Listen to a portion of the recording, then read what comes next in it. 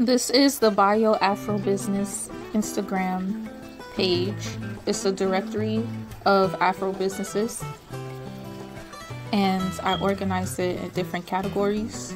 So we have men's fashion, kids stuff, and when you slide through, you will see the item, and I tagged the business in it.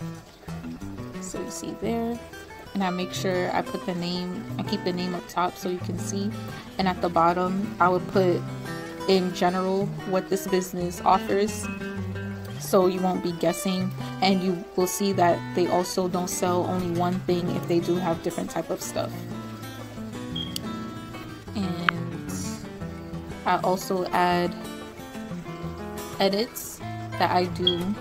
It's all about aesthetic. I have grocery shipping companies, so again I tag them, and they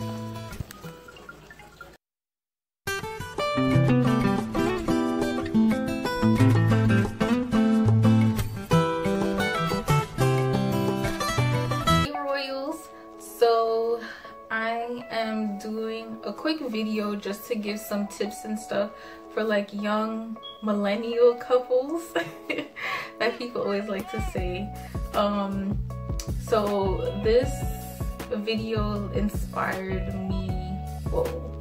I was inspired to do this video because I noticed that like a lot of people my age are trying to get their own place and stuff, and it's really hard, especially in New York City. I live in New York, and rent and utilities is no joke. That's why like the wage had to be raised up, because it was impossible for people to have one job and you pay rent and stuff. But what I noticed, like the struggle is like a lot of couples get together and they want to move in like with each other within a year or two, and most adults get the misconception that they want to move in together because they're being fast or whatever. But honestly, most kids just want to get out their parents' house. and like I'm speaking from experience because I currently still live with my mom, and I have a boyfriend. We've been together for 4 years and some change.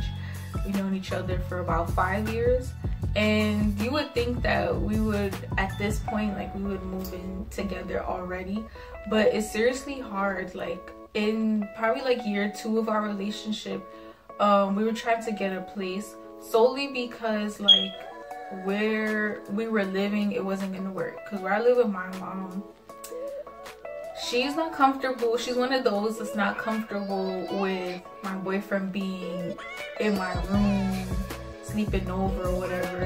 And my boyfriend is not a disrespectful man. Like he's very respectful. He always says hi to her, and he has home training. But she's just one of those that she says she's not comfortable.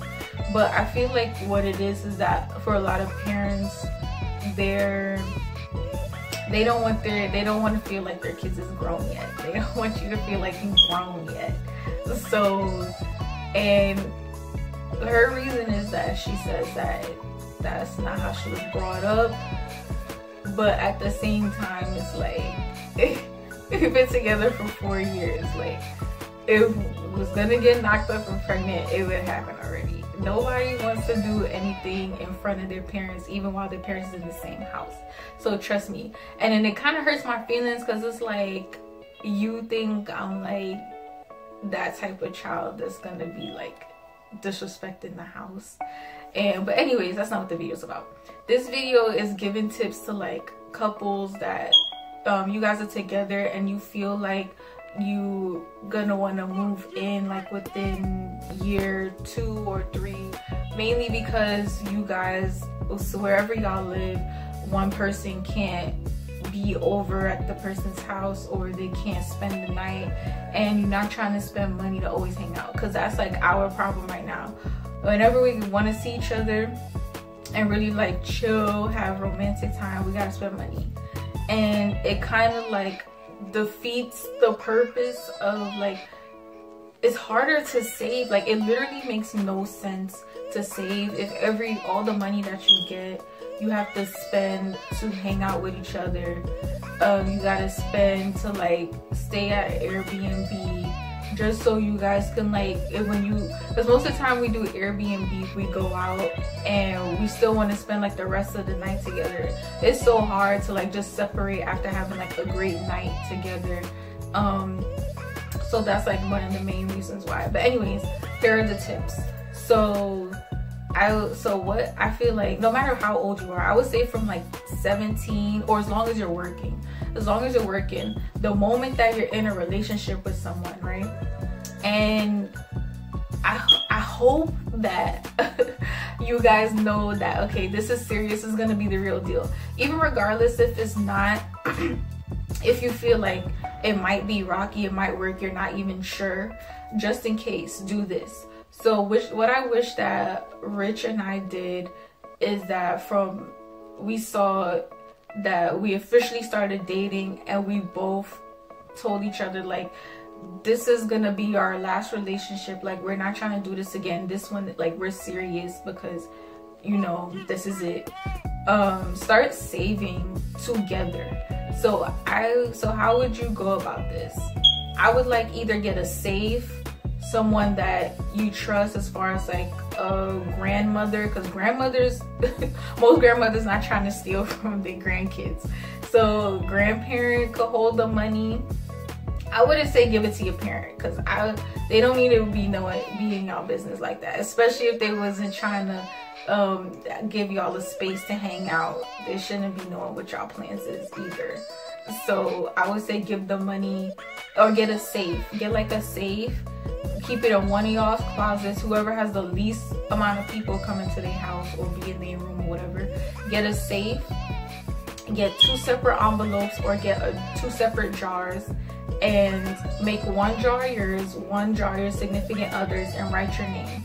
So even though y'all are saving together, you're still saving separately. So like, God forbid if you break up, the other person, like, you know, you can take your money and either go on your own and get your own apartment. Even if y'all still together, one person wants to still experience living alone, you know, you use that money to get your own place and furnish or whatever. And then it will be like, because you won't leave that relationship feeling like you totally waste your time. Because there's a lot of relationships where you feel like you was in it for no reason, you gained little to nothing, all you got was stress and grief, and it literally did not benefit your life in any way at all. And I hate relationships like that. It's just like, you just embarrassed me, you made me look like a fool, you made me have more distrust in people, and I gained nothing from this. So if you do something like that, I feel like it will be very beneficial for both of you as a collective and also individually. So yeah, you will have like either a jar, envelope, or whatever in the safe, and keep track of each week how much money you put in. So just in case you got a significant other that's like conniving or whatever, or you know how much money you put in there, just to be safe. Because like you can't fully trust anybody regardless, even though that's your boo and your honey or whatever. You never know how people be. But just in case, and also for a person that's not like that, but the other person, they hallucinating, or you know, they just don't trust anyone to an extent that they literally think that you're gonna steal from them. They could see all your money is there. I'm sorry for my smoke alarm, that needs to change. It just started beeping though, it was not like that. But yeah, and the reason why I say save together and keep it in one thing is because you can kind of be accountable for each other. I feel like each week or each payday you write out, I feel like it should stick to how much you're gonna take out. Or if your check fluctuates, I would say throw out a percentage. Say like, all right, 30% of our check we're gonna put into this jar. So like, hopefully by the end of the year, by the time y'all make a year, you have like a good couple of $1,000 in your account. So I mean in your jar or in your safe. So it will still be like a win-win situation and it won't be any hard feelings. So that's my tip, my money tip for couples that are trying to move in together ASAP. So it's so funny because I did not tell Rich about this idea yet, but I don't even know if it's too late. I don't think it's too late. We could still do it, but yeah, yeah, we could still do it. It's just that our goal early was that he wanted me to see how it is to live on my own, because that's important in like womanhood or any hood, any type of hood. Living on your own, experiencing that, because most people live with a significant other from since they're like 17 and they're grown. They don't know what it's like to live alone. They don't know what it's like to be responsible for yourself and not blame anyone else, to really get to know, to see what kind of housemate you would be. I already know by my room that I'm an okay housemate. I don't go too crazy. I feel like I'm bearable to live with. But yeah, that's my money tips for couples.